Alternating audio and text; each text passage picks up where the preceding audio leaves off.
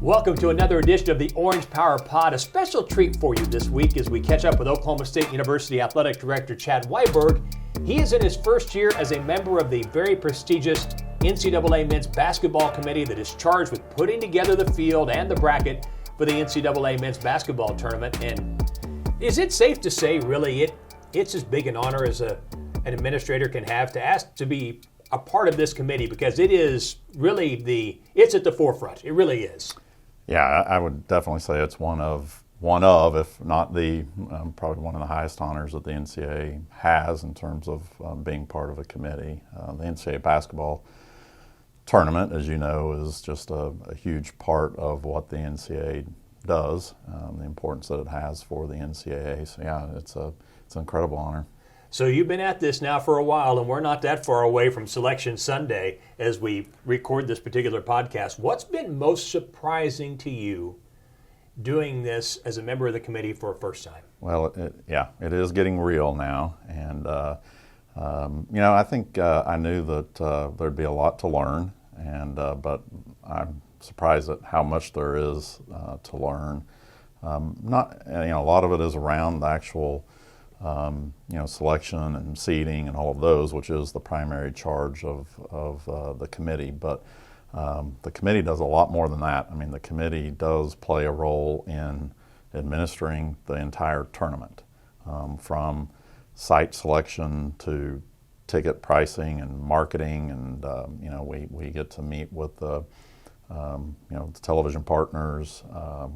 And then we're part of actually administrating the tournament from Selection Sunday all the way through the Final Four. So we get sent out to the different sites and are part of making sure the tournament runs smooth all the way through the Final Four. So that part of it, I think, has been eye-opening to me, something I wasn't as aware of, how much the committee is involved in those types of things.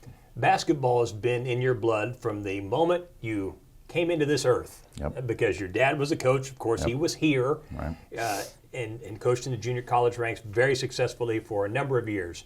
How much do you think your background in basketball has helped you? That's a great question. I think, I do probably just the influence of my dad and my brothers and all of that, just have an awareness of how they watched the game, which may, is obviously different than maybe just the way fans watch the game, kind of what's important to them. I think it definitely has just an influence of being around that and being in that household my entire life. I was born in February, and so I do believe I attended my first basketball game like 2 days old, and have been going ever since then. And so I think just when you're in it like that, it's hard not to kind of take that, have that perception of it, or different perception of it. Well, the thing is it probably requires a pretty good knowledge of math, certainly the analytics. There's so much data that you have access to, mm-hmm. and I'm sure a big part of the process is trying to sort that data out and figure out, okay, what matters, what doesn't. There's a lot there. There is a tremendous amount of data at our fingertips. They supply us with a lot of information. They give us the ability to watch literally every game that's out there, and so it is. And that's I think part of learning as a new committee member, where we are appointed for 5-year terms, which I think is obviously by design, because I'm sure it's very different for committee members in year 5 than it is in year 1. The more tenured committee members on this committee have been great with us freshman committee members and helping us, walk through this a little bit, and will continue to be. So I'm sure, that I'll learn and figure out more and more kind of what are the things that are most important as you start to break down all of this data, right? Yeah. I mean, what are the things that are you believe are the most important things to kind of emphasize. But then, that is the data. I mean, I think it is also important. It's not everything. It's important to also watch the games and watch the teams, watch the players.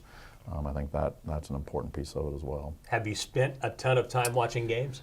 Yeah, fair amount of time watching games, yeah. Which is not, that's somewhat normal, this time of year for us, right? Yeah. We're watching a lot of games anyway, but this just adds another, dynamic to it. Is one of the more difficult things for the committee, we don't want to get into specifics, but trying to sort out, you have unbalanced conference schedules, you have now longer conference schedules, 18, 20 games, whatever it may be, and then you don't have the double round robin. Is that one of the bigger challenges the committee faces, trying to sort out all those teams in a conference that may play only once, and you have different leagues that do it different ways? Is that one of the big challenges? Well, I think it will be. We'll see as we go through it here.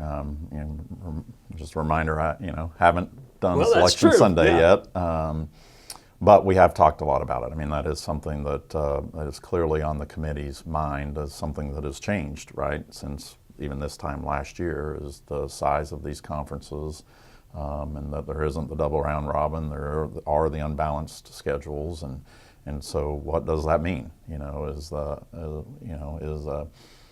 8-12 record in this conference, the same or better or worse than a 10-10 or a 8-8, record in another conference, whatever those dynamics are, and it'll be interesting to see, how the committee sorts that out.